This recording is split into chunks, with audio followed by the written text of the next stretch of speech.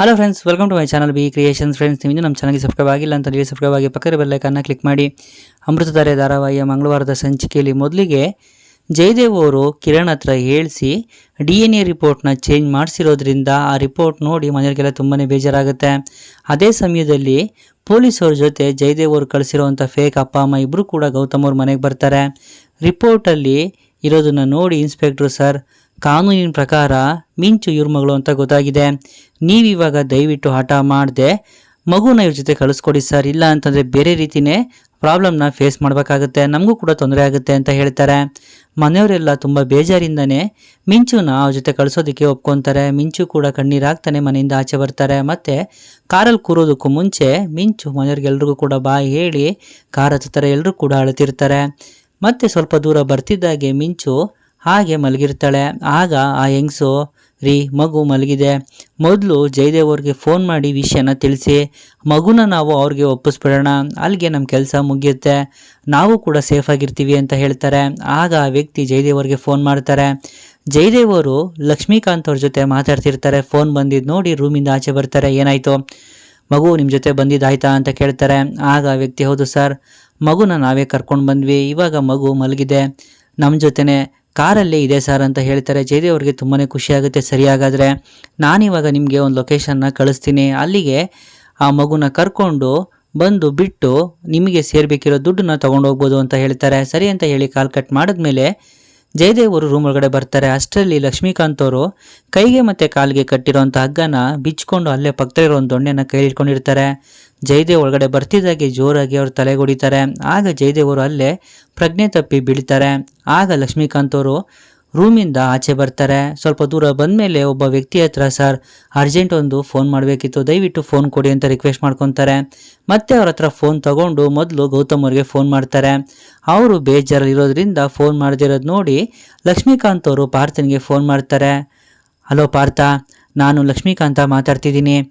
ಮಿಂಚು ಗೌತಮ್ ಮಗಳು ಕಣೋ.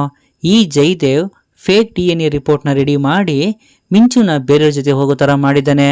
ನನಗೆ ಸತ್ಯ ಗೊತ್ತಿದೆ. ಮಿಂಚು ಗೌತಮ್ ಮತ್ತು ಭೂಮಿಕಾ ಮಗಳು ಕಣೋ ಅಂತ ಹೇಳ್ತಾರೆ. ಪಾರ್ಥ ಅವ್ರಿಗೆ ತುಂಬಾ ಖುಷಿ ಆಗುತ್ತೆ.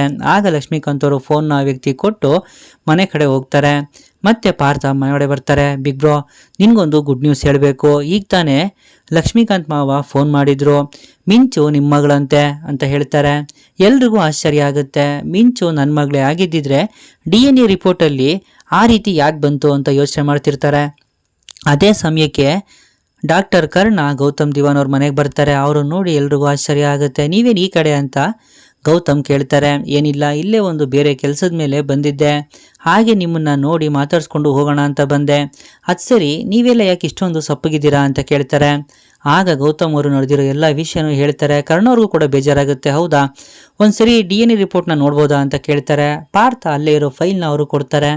ಕರ್ಣ ಫೈಲ್ನ ಚೆಕ್ ಮಾಡಿದ್ಮೇಲೆ ಇದನ್ನು ನೋಡ್ತಿದ್ರೆ ಈ ರಿಪೋರ್ಟ್ನ ಯಾರೋ ಸ್ವ್ಯಾಪ್ ಮಾಡಿದ್ದಾರೆ ಅಂತ ಅನ್ನಿಸ್ತಿದೆ. ಅಂದರೆ ಇದು ಯಾಕೋ ಒರಿಜಿನಲ್ ರಿಪೋರ್ಟ್ ಅಂತ ನನಗೆ ಅನ್ನಿಸ್ತಿಲ್ಲ. ನಾನು ಈಗಲೇ ಆಸ್ಪತ್ರೆಯವ್ರಿಗೆ ಫೋನ್ ಮಾಡಿ ಒರಿಜಿನಲ್ ರಿಪೋರ್ಟ್ನ ಕಳಿಸೋದಕ್ಕೆ ಹೇಳ್ತೀನಿ, ಸ್ವಲ್ಪ ವೆಯ್ಟ್ ಮಾಡಿ ಅಂತ ಹೇಳ್ತಾರೆ. ಅದಾದಮೇಲೆ ಮೊದಲಿಂದನೂ ಕೂಡ ಈ ಮಗು ನಿಮ್ಮದೇ ಅನ್ನೋದು ನನಗೆ ಡೌಟ್ ಇತ್ತು, ಆದರೆ ಇವಾಗ ಕನ್ಫರ್ಮ್ ಆಗಿದೆ. ನೋಡಿ, ನನಗೆ ಒರಿಜಿನಲ್ ರಿಪೋರ್ಟ್ ಫೋಟೋ ಬಂದಿದೆ. ಇದರಲ್ಲಿರೋ ರಿಪೋರ್ಟ್ ಪ್ರಕಾರ ಮಿಂಚು 100% ನಿಮ್ಮ ಮಗಳೇ. ಅಷ್ಟಕ್ಕೂ ಆ ಮಗು ಕೈಯಲ್ಲಿ ಏನಾದರೂ ಮಚ್ಚೆ ಇತ್ತಾ ಅಂತ ಕೇಳ್ತಾರೆ. ಆಗ ಗೌತಮರು, ಹೌದು, ಮಿಂಚು ಕೈಯಲ್ಲಿ ತ್ರಿಶೂಲದೊಂದು ಚಿಹ್ನೆ ಇತ್ತು ಅಂತ ಹೇಳ್ತಾರೆ. ಆಗ ಕರ್ಣ, ಹಾಗಾದರೆ 100% ಮಿಂಚು ನಿಮ್ಮ ಮಗಳೇ, ಇದರಲ್ಲಿ ಯಾವುದೇ ರೀತಿ ಅನುಮಾನ ಬೇಡ. ಮತ್ತು ನಿಮಗೆ ಕಳಿಸಿರೋವಂಥ ಫೈಲಲ್ಲಿರೋ ರಿಪೋರ್ಟು ಫೇಕ್ ರಿಪೋರ್ಟ್, ಅದ್ರ ಬಗ್ಗೆ ತಲೆ ಕೆಡಿಸ್ಕೋಬೇಡಿ, ಒರಿಜಿನಲ್ ರಿಪೋರ್ಟ್ನ ನಾನು ನಿಮಗೆ ತರಿಸ್ಕೊಡ್ತೀನಿ ಅಂತ ಹೇಳ್ತಾರೆ. ಕರ್ಣ ಅವ್ರು ಹೇಳಿದ್ದು ಕೇಳಿ ಎಲ್ರಿಗೂ ತುಂಬಾ ಖುಷಿ ಆಗುತ್ತೆ. ಅದೇ ಸಮಯಕ್ಕೆ ಲಕ್ಷ್ಮೀಕಾಂತ್ ಅವ್ರು ಕೂಡ ಅಲ್ಲಿಗೆ ಬರ್ತಾರೆ. ಮಾವ, ಏನಾಯಿತು, ಯಾಕೆ ಇಷ್ಟೊಂದು ಸುಸ್ತಾಗಿದ್ದೀರಾ ಅಂತ ಕೇಳ್ತಾರೆ. ಆಗ ಲಕ್ಷ್ಮೀಕಾಂತ್ ಅವರು, ಅಳಿಮಯ್ಯ, ನನ್ನ ವಿಷಯನ ಬಿಟ್ಟಾಕು, ಮಿಂಚು ನಿನ್ನ ಮಗಳೇ, ಮಿಂಚು ಇವಾಗ ಎಲ್ಲಿದ್ದಾಳೆ ಅಂತ ಕೇಳ್ತಾರೆ. ಆಗ ಗೌತಮ್ ಅವರು ನಡೆದಿರೋದನ್ನೆಲ್ಲ ಹೇಳ್ತಾರೆ. ಇಲ್ಲ ಅಳಿಮಯ್ಯ, ಅವತ್ತೇ ಅಖಿಲಾಂಡೇಶ್ವರಿ ಮೇಡಮ್ಮು ಫೋನ್ ಮಾಡಿ ಮಿಂಚು ಗೌತಮ್ ದಿವಾನ್ ಅವ್ರ ಮಗಳೇ ಅಂತ ಹೇಳಿದರು. ಆ ಸತ್ಯನ ನಾನು ಮನೆಯವ್ರಿಗೆಲ್ಲ ಹೇಳಬೇಕು ಅಂತ ಬರ್ತಿದ್ದೆ. ಅಷ್ಟರಲ್ಲಿ ಆ ಜಯದೇವ್ ನನ್ನನ್ನು ಕಿಡ್ನ್ಯಾಪ್ ಮಾಡಿ ಬೇರೆ ಕಡೆ ಕೂಡಾಕಿದ್ದ.